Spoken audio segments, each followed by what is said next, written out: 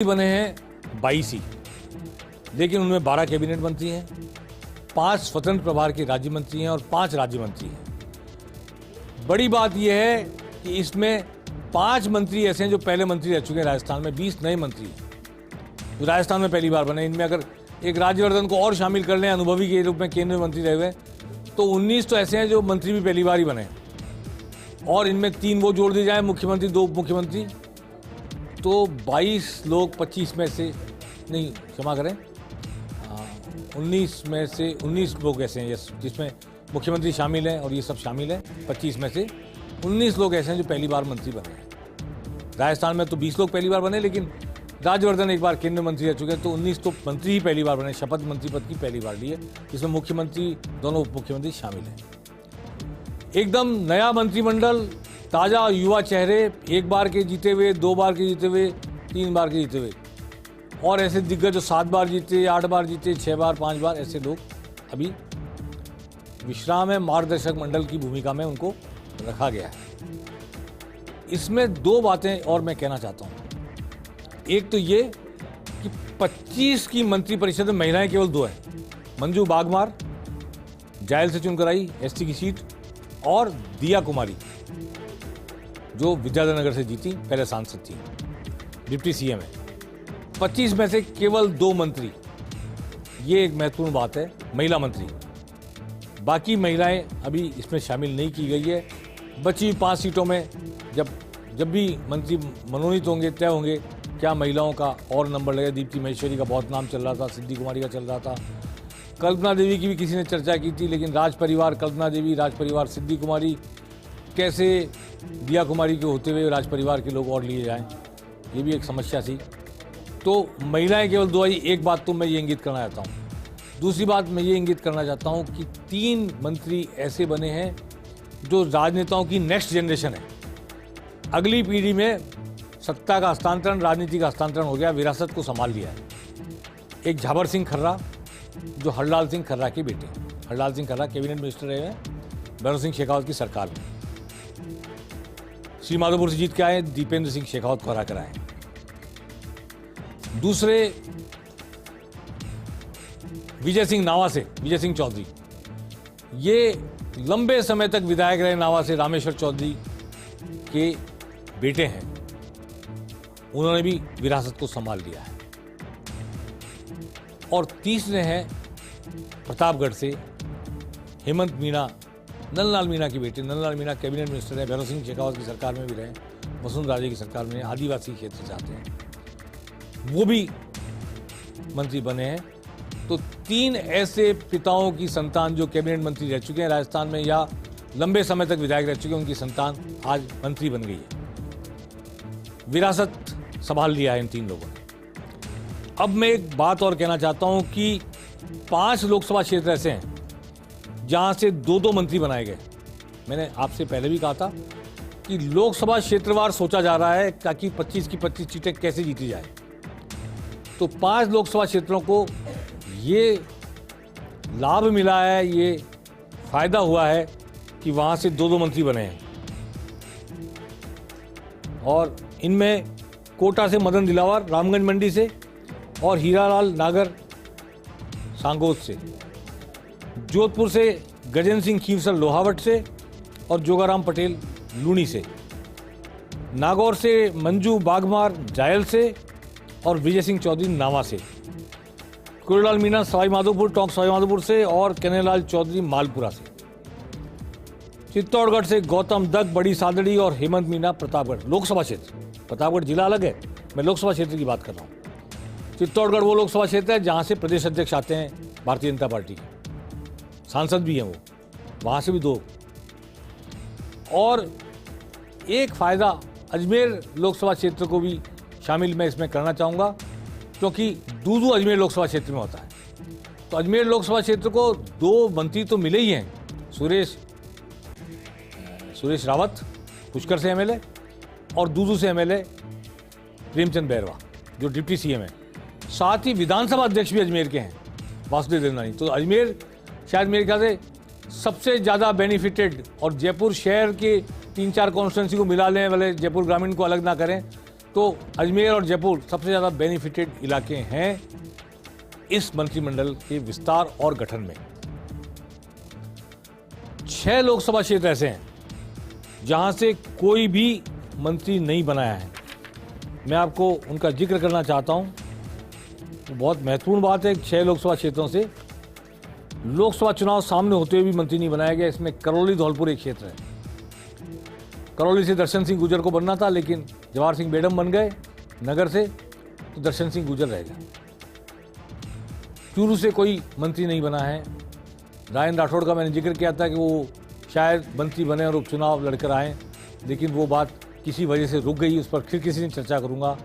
सतीश पूनिया की बात भी थी, वो भी रुक गई। दोनों की साथ बात चल रही थी, पार्टी बनाना चाहती थी, लेकिन गैर विधायकों का जब जिक्र चला तो सुरेंद्रपाल सिंह टीटी जो चुनाव लड़ने जा रहे हैं 5 तारीख को, उनका मतदान है, उनका नंबर आ गया और बाकी दोनों गैर विधायकों को मंत्री बनाने के इशू पर फिलहाल चुप्पी साध ली गई है।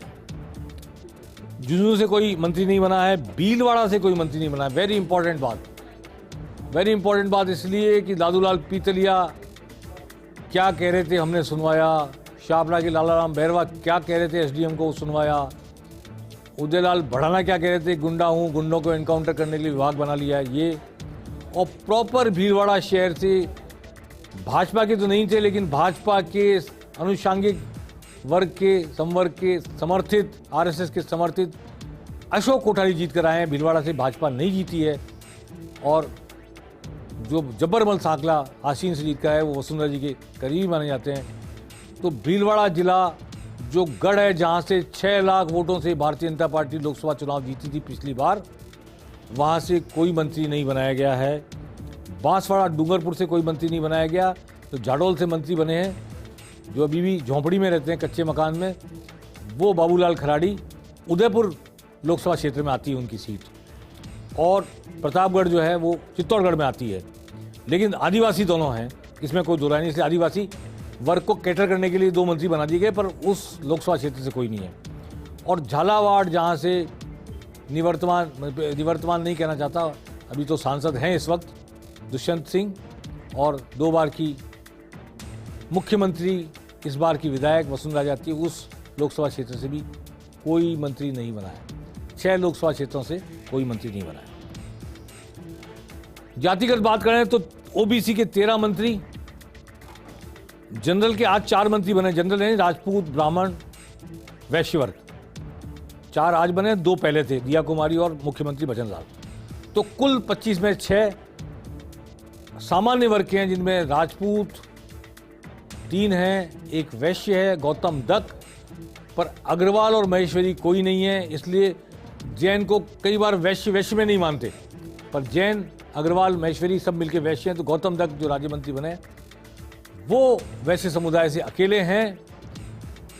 और गजेंद्र सिंह खीवसर, दिया कुमारी और राजवर्धन सिंह राठौड़ 3 राजपूत हैं। और ब्राह्मण चेहरे के तौर पर भजनलाल खुद मुख्यमंत्री, और संजय शर्मा अलवर से आए हैं। कल मैंने कहा था आपको, या तो संजय शर्मा बनेंगे अलवर के, या संदीप शर्मा बनेंगे कोटा के। तो एक शर्मा को बनना था, संजय शर्मा बन गए। तो ये कुल मिलाकर 4 आज बने हैं, 2 पहले, 6 सामान्य वर्ग के लोग हैं, 13 ओबीसी हैं, और 3 एसटी के हैं। गुरुलाल मीणा भी हैं, और प्रतापगढ़ के हेमंत मीणा भी हैं, और बाबूलाल खराड़ी भी हैं। इसमें 2 मीणा हैं, तो 2 मीणा में आप कंफ्यूजन ना करें। ये जो किरोड़लाल मीणा है, ये ईस्टर्न राजस्थान की मीणाओं में आते हैं। ईस्टर्न राजस्थान के मीणा अपने आप को अलग समझते हैं, बांसवाड़ा, डूंगरपुर, वागड़ के मीणा अपने आप को अलग समझते हैं। दोनों तरह की मीणाओं को कैटर करने की कोशिश की है पार्टी ने, और इसलिए हेमंत मीणा नंदलाल मीणा के बेटे को बनाया है और बाबूलाल खराड़ी को बनाया है।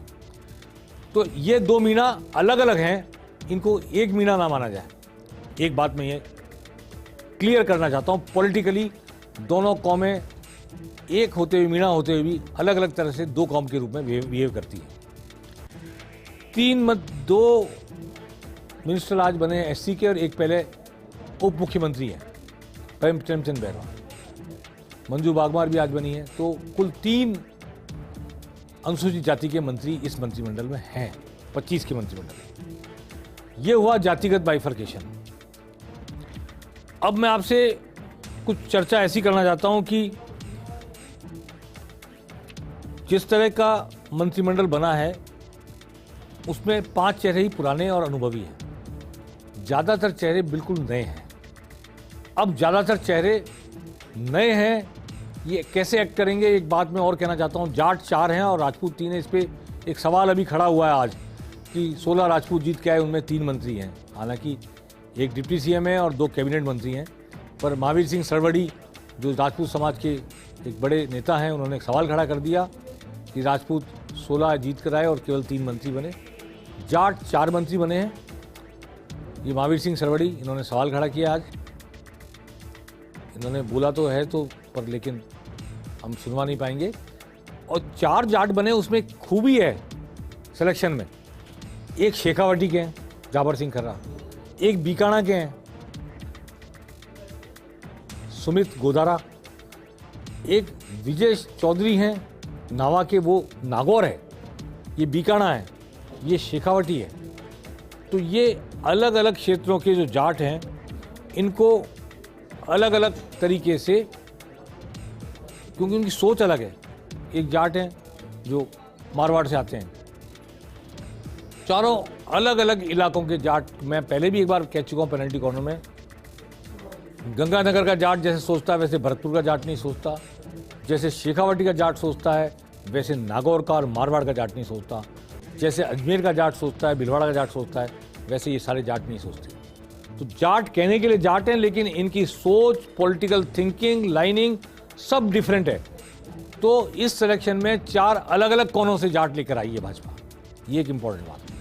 एक इंपॉर्टेंट बात ये, भाजपा ने कई छोटी छोटी ऐसी जातियों को जो भाजपा के वोट बैंक हैं, कुमावत, अब निर्मल कुमावत हार गए तो सुमेरपुर वाले कुमावत को बना दिया मंत्री, देवासी, ओटाराम देवासी को मंत्री बना दिया, एक ही है लेकिन बना दिया। माली समाज से 2 आए थे, मैंने कल भी कहा था कि अविनाश गहलोत बनेंगे या भागचंद टाकड़ा बनेंगे, तो अविनाश गहलोत को मंत्री बनाया, दूसरी बार एमएलए बन के आए। पर माली समाज बीजेपी का ट्रेडिशनल वोटर रहा है, सिर्फ अशोक गहलोत ने जहां जहां कहा, वहां के अलावा बाकी माली समाज बीजेपी के साथ ही रहा है हमेशा। जहां माली वोट रहे हैं, वहां कैंडिडेट रहे हैं, वहां तो रहा ही है। पर अदरवाइज पिछले सारे चुनावों का देखा जाए अनुभव ये है कि माली बीजेपी का ट्रेडिशनल वोटर है, तो अविनाश गहलोत को मंत्री बनाया गया है। इसी तरह छोटे छोटे हीरालाल नागर, धाकड़ समाज से हीरालाल नागर को मंत्री बनाया है। सुरेंद्रपाल सिंह टीटी सरदार हैं, सिख हैं, अभी एमएलए नहीं बने, पर उनको मंत्री बना दिया गया। तो इस तरह देवासी, विश्नोई, के विश्नोई को मंत्री बनाया गया, धाकड़ को मंत्री बनाया गया, माली को बनाया गया, कुमावत को बनाया गया। ऐसी छोटी छोटी वो जातियां जो भाजपा को वोट देकर लोकसभा चुनाव में अपर हैंड कर सकती हैं भाजपा का, उन सब के लोगों को लेकिन एक यादव छोड़ दिए गए और एक जोगेश्वर गर्ग नहीं बने। ये 2 अंडरलाइन करना चाहता हूं बात। जोगेश्वर गर्ग एससी से आते हैं, जालौर से आते हैं, जालौर का कोई मंत्री नहीं बना, जिले का संसदीय क्षेत्र का तो बना है। वो बहुत ही पुराने आरएसएस के आदमी हैं, शांत स्वभाव से, पहले मंत्री रह चुके हैं। हो सकता है उन्हें मुख्य सचेतक बनाकर कैबिनेट मंत्री का दर्जा दिया है, पर आज वो मंत्री नहीं बने, इस पर आश्चर्य हुआ। और एक भी यादव, जब जसवंत यादव जैसा दिग्गज मौजूद था और बालकनाथ जैसे मौजूद थे, तब एक भी यादव को मंत्री नहीं बनाया गया। शायद भूपेंद्र यादव केंद्रीय मंत्री हैं, ये सोच के नहीं बनाया गया होगा। लेकिन ये 2 प्रश्नवाचक चिन्ह मेरे निगाह में भी आज की तारीख में, मैं भी इस गुत्थी को नहीं सुलझा पा रहा कि जोगेश्वर गर्ग क्यों मंत्री नहीं बने और किसी यादव को क्यों मंत्री नहीं बनाया गया। पेनल्टी कॉर्नर में आज बस इतना ही। सोमवार को फिर मिलेंगे, मंत्रियों के बंटवारे हो चुके होंगे विभाग के, उस पर चर्चा करेंगे। नमस्कार।